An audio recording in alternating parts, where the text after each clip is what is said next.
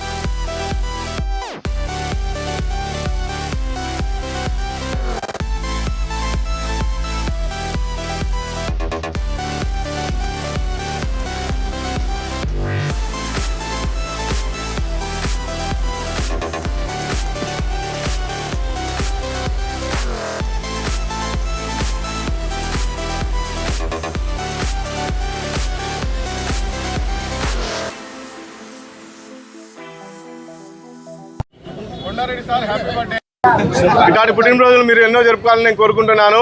మా పెద్దోళ్ళందరూ కోరుకుంటున్నారు. మీరు ఇంకా ఎదగాలని నమస్తే. పుట్టినరోజు శుభాకాంక్షలు కొండారెడ్డి అన్న.